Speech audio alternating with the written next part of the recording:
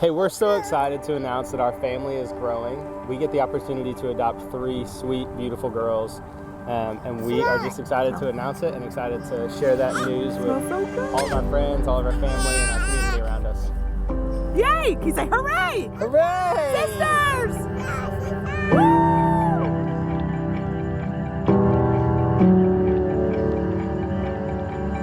I remember the summer of before my senior year of college, going to Zambia and just getting a very vivid picture about wanting a family that just everyone looked different and different ages and sizes. And I think, before that, adoption was always something that was kind of like I would think about it, but not like necessarily part of what I thought my family would entail. And I think from that day forward, just knowing that that was a way that I thought the Lord wanted to grow a family that I was a part of. Yeah, I think we were both a little bit uniquely tied to that because before we even knew each other, I had spent time in East Africa and then you in Zambia, and both had experiences with orphanages and obviously with kids that were up for adoption. And so I think even when we first met, that was something I would say like connected us. Yeah, that for sure. Both of us were open to it. Both of us were very interested in it.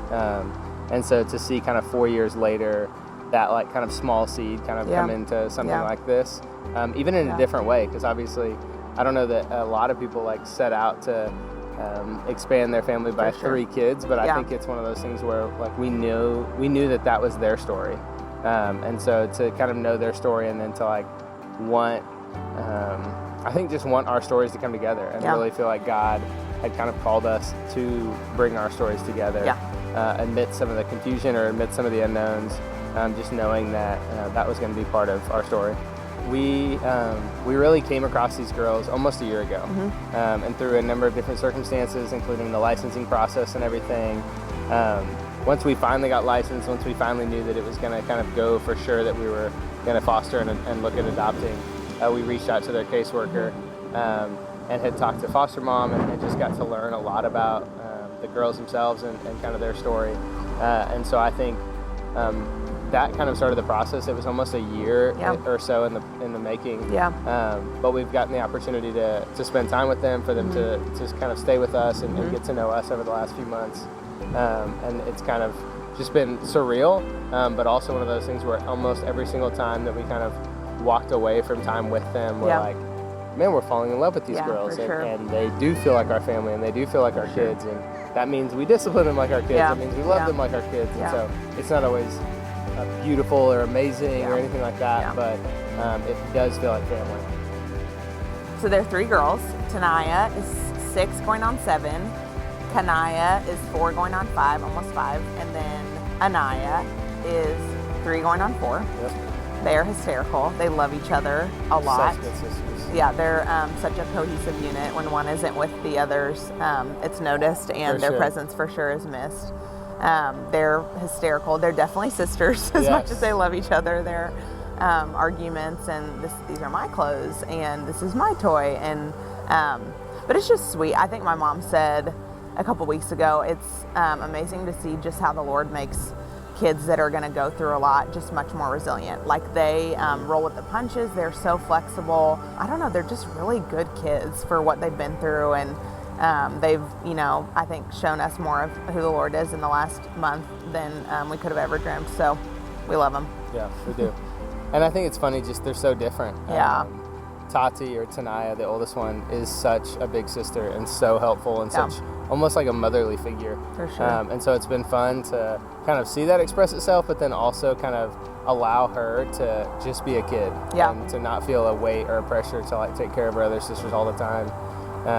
And it's just been fun because Foster literally wakes up from a nap, from anything, and is like, sisters? Like, I want to go find my sisters. I want to go talk to them. Across the hall. And so it's been really sweet just to even see how he has fallen in love with them and sees them as his sisters and wants to play, mainly. That's the biggest thing is he wants to play. People always ask us, like, are you prepared? Or like, do you feel ready? And it's like, no way, of course not. Nobody's ready for 1 kid, let alone 4 kids. But that's, I think, been fun, is that like we both are going into this like saying, hey, we're not ready, we don't know. but we do know that we want to say yes, and we do know that the Lord is like asking us to say yes, and that He'll provide. I know that everybody says that, but like we really have felt it even since then. That like He gives each one of us grace, and He gives both of us like an opportunity to laugh at ourselves, and that like we don't know what bedtime looks like. We don't know what getting ready for school looks like, but the girls don't care. Like the girls care more about the fact that we want to love them forever, and that we want them in our life forever, and that just that we're good there, and less that we're perfect, or less that we know what we're doing.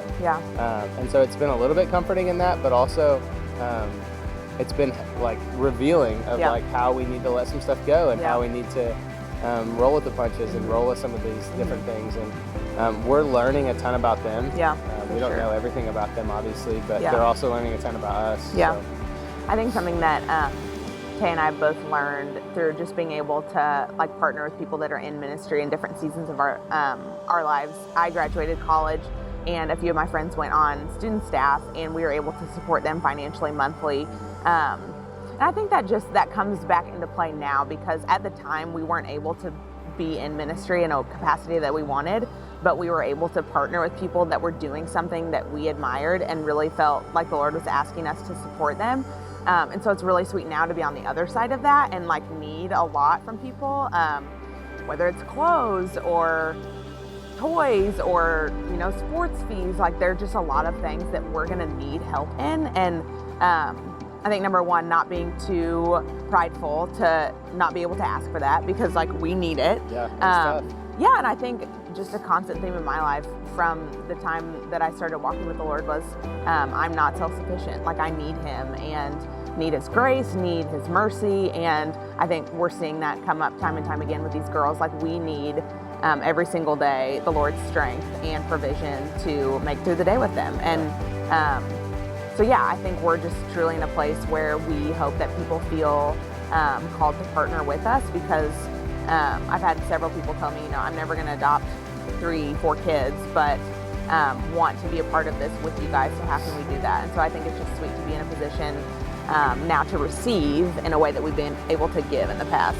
And I would say part of the reason that we feel confident in our ability to say yes, like, is our community. For sure. Is our parents and our family and our friends and just everybody that's come around us, even my work and things like that, where people have said, like, this is crazy, for sure, but we're in it with you. And to know that it's not us alone, it's not like we're going to be out on some island, but that there really are people that will come around us. Even today, as we're filming this, that our Young Life girls would come and watch Foster, and that they would love us really well in doing that, and know that it's everybody. It's for sure.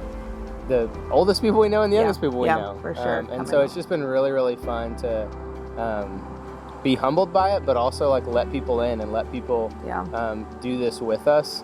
And we know that our family's better for it. We know that our family's better for the relationships that we have. We're better for the people speaking into the girls' lives and speaking into Foster's lives. Amen. And we just want we want the most for them. We want the most for our family. And that doesn't mean that we're going to have new things or we're going to not have hand-me-downs, but it means that we're going to have really full lives and lives that are full of people and lives that are full of fun and relationship. And that's only possible because of the friendships that we have. For sure. If y'all are wanting to help or support us in this endeavor, we do have an Amazon wish list with lots of things.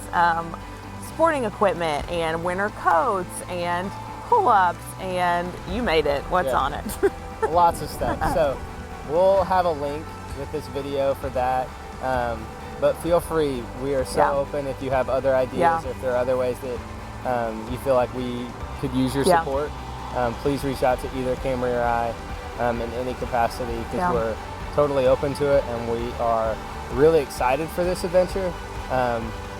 We feel unprepared but ready. Hey, buddy. What about sisters? You want some sisters? Are you going to get some sisters? Can you say, hooray! Woo! Do you love your sisters? Yeah. How much do you love them? How much? How much? So much.